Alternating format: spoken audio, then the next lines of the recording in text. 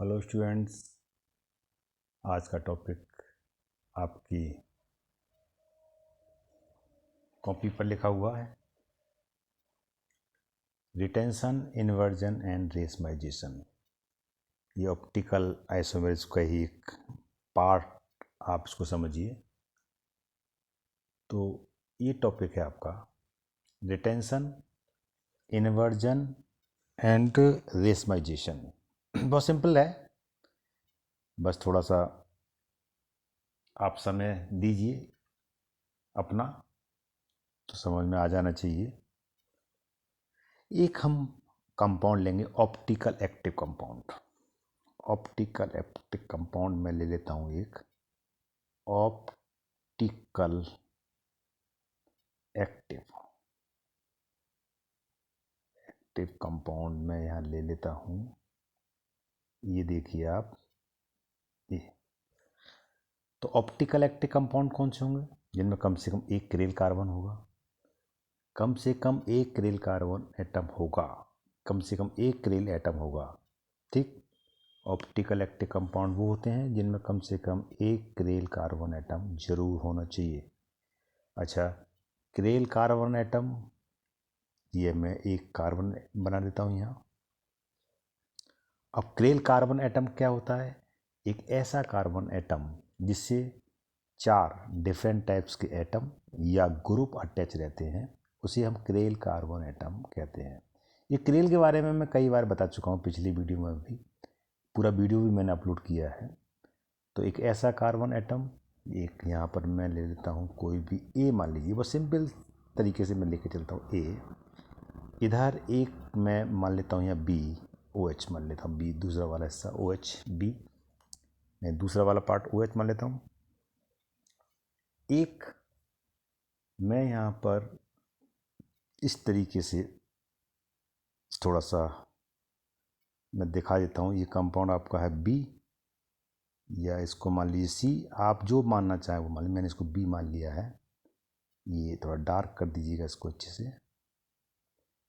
ये आपका एक चीज़ और, ये जो आपको ए और ओ एच दिखाई दे रहे हैं, ये प्लेन में, मतलब 2D फॉर्म में। अभी इस समय 2D है, और कॉपी आपकी 2D तो होती है भाई, एक ये डायरेक्शन और ये आपकी ये डायरेक्शन, कोई सी 2 डायरेक्शन है आपके पास, तो 2D को तो आप कॉपी पे दिखा सकते हैं, पर ये स्ट्रक्चर 3D में आती है। तो 3D एक ऊपर, ये बी इस कार्बन के ऊपर वाला हिस्सा, और एक और बना रहा हूँ सी, वो डैश तो दिखाऊंगा मैं आपको, ये ऐसे करके, ये डैश डैश लाइन में, वो आपका है आपका सी। तो इसका इस सी का मतलब ये है, इस डैश डैश का मतलब क्या है, वो थोड़ा पहले छोटा बना दिए, फिर थोड़ा बड़ा बड़ा सा, थोड़ा बड़ा बड़ा और बड़ा बड़ा बनाते जाइए, और लास्ट तक उसको कर दीजिए।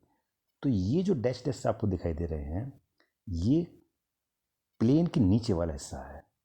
तो इस तरीके से टेट्राहेड्रल स्ट्रक्चर को हम इस तरीके से हम शो कर सकते हैं। तो ऑप्टिकली एक्टिव कंपाउंड हमने लिया, एक ऐसा कंपाउंड जिसके कार्बन एटम पर डिफरेंट टाइप्स के एटम और ग्रुप जुड़े हुए हों।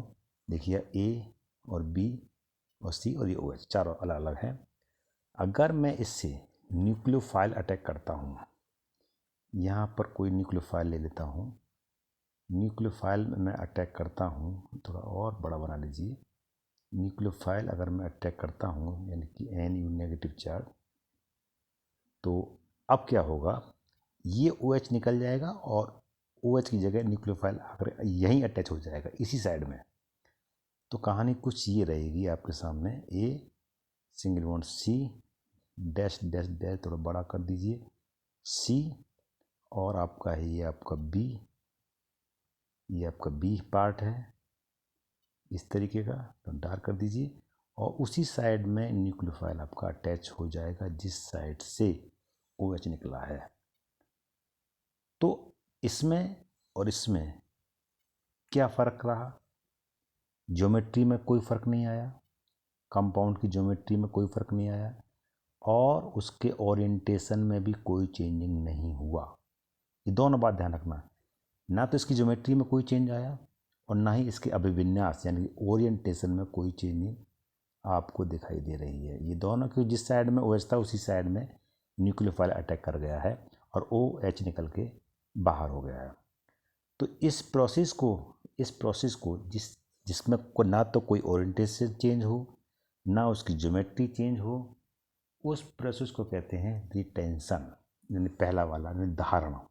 मैं यहाँ लिख लेता हूँ, ये प्रोसेस है रिटेंशन, ये प्रोसेस है रिटेंशन। इसको मैं ए नाम दे देता हूँ, प्रोडक्ट को ए। अब कोई ज़रूरी नहीं कि न्यूक्लियोफाइल आकर के इस OH साइड में अटैक करे, अरे भाई अपोजिट साइड में भी अटैक कर सकता है। तो दूसरी कंडीशन में ये ले लेता हूँ कि न्यूक्लियोफाइल आया और बैक साइड से अटैच करेगा, यानी इस साइड से।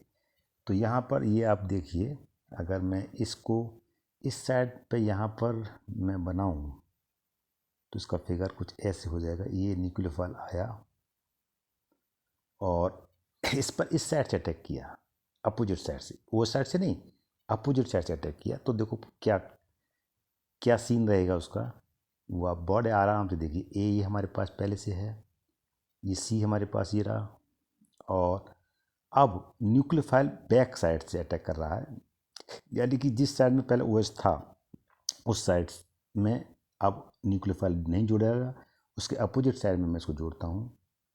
न्यूक्लियोफाइल ये रहा, अब ये जो है ये भी चेंज हो जाएगा, ये बी इधर आ जाएगा, सी इधर आ जाएगा।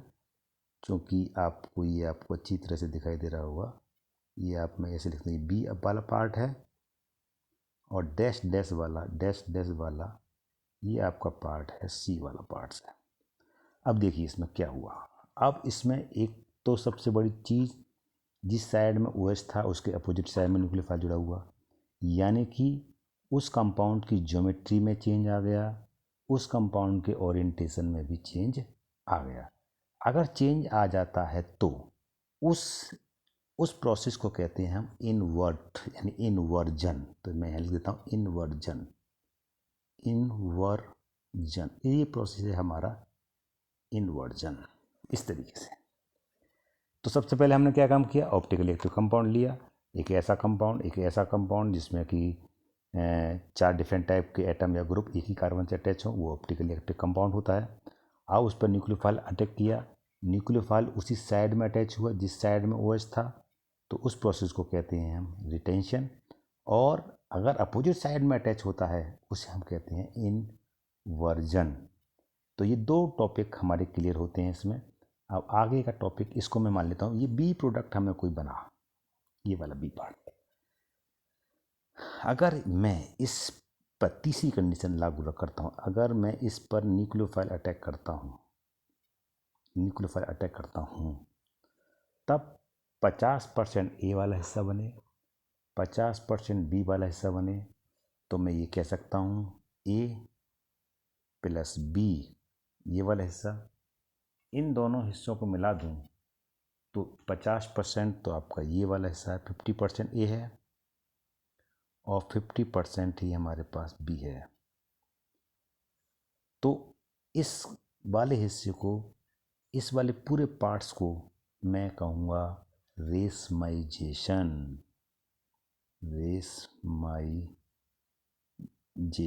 इस पूरे के पूरे हिस्से को मैं रेशमाइजेशन का नाम दूंगा। यानी 50% हमारा ए पार्ट था और 50% ही हमारा बी पार्ट था। ए और बी आर, ऐसा आपको दिखाई दे रहा होगा। ए और बी को जब ध्यान से देखिए आप, ये ए है, ये बी है। तो अगर आप ध्यान से देखेंगे इसको तो आपको मिरर इमेज दिखाई देगी। अगर मिरर इमेज दिखाई दे, मिरर इमेज तो है, मैं यहाँ बना दूँ थोड़ा सा, आप चाहें तो मैं यहाँ बना सकता हूँ इसको। तो देखो मिरर इमेज, अगर इसको बीच में आप भूल जाएं ये कुछ है, यहाँ पर मैं कुछ चीज़ रख कर दिखा सकता हूँ। एक कागज़ रख देता हूँ यहाँ, अगर आप ये शायद कुछ आप देख पा रहे हैं इस चीज़ को, ये थी, अब मैंने ढक लिया है इस तरीके से।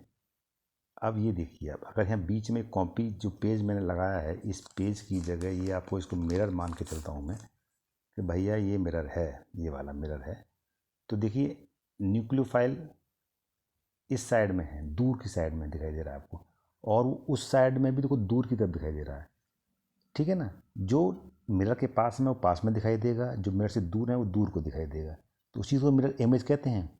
मिरर इमेज तो है, लेकिन अगर इस ए को मैं बी के ऊपर रखूं तो बी पूरा ढकेगा नहीं, यानी कि नॉन सुपर इम्पॉसिबल हैं। तो मिरर इमेज तो हैं और नॉन सुपर इम्पॉसिबल हैं। उस प्रोसेस, वो जो कंपाउंड बना, ये जो कंपाउंड आपको दिखाई दे रहा है रेसमाइजेशन वाला, इसको हम कहते हैं ए और बी वाला जो कंपाउंड आपको दिखाई दे रहा है, A+B वाला, यानी 50% ए और 50% बी वाला, इसे हम कहते हैं रेसमाइजेशन। तो अब मुझे उम्मीद है समझ में आ रहा होगा। अब इस प्रोडक्ट को हम क्या कहते हैं जो बना, रिटेंशन। ये वाला जो बना इन्वर्जन के द्वारा बना, और 50% ए ले लिया और बी ले लिया, और जो बना उसे हम कहते हैं रेसमाइजेशन। पर ये ऑप्टिकली एक्टिव नहीं होता है। ध्यान देने वाली बात है, रेसमाइजेशन जो प्रोसेस होता है ऑप्टिकली इनएक्टिव होता है। ऑप्टिकली इनएक्टिव क्यों होता है? देखिए आप, मिरर इमेज तो हैं लेकिन एक दूसरे के सुपर इम्पोज नहीं कर पाते, इसलिए ऑप्टिकली इनएक्टिव कहलाता है। तो धारण, प्रतिलोपन और रेशमीकरण की बात आप लोगों को समझ में आ रही होगी, क्योंकि इसमें कुछ ज़्यादा कुछ है नहीं, बस थोड़ा सा मूवमेंट दिखाई देना है कि कहाँ से किस चीज़ पर न्यूक्लियोफाइल अटैक कर रहा है और कहाँ पर वो जुड़ रहा है। बस उसी चीज़ को ध्यान में रखते हुए ये आपका रिटेंशन, इन्वर्जन और रेशमाइजेशन का टॉपिक यहीं पर समाप्त होता है। और आप अच्छे से इस चीज़ को बार बार देखेंगे, बार बार समझने की कोशिश करेंगे तो अच्छी तरह से समझ में आ जाएगा। तो मैं अपना वीडियो यहीं अपना बंद करता हूँ आज का। अच्छे से देखिएगा, खुश रहिए, धन्यवाद।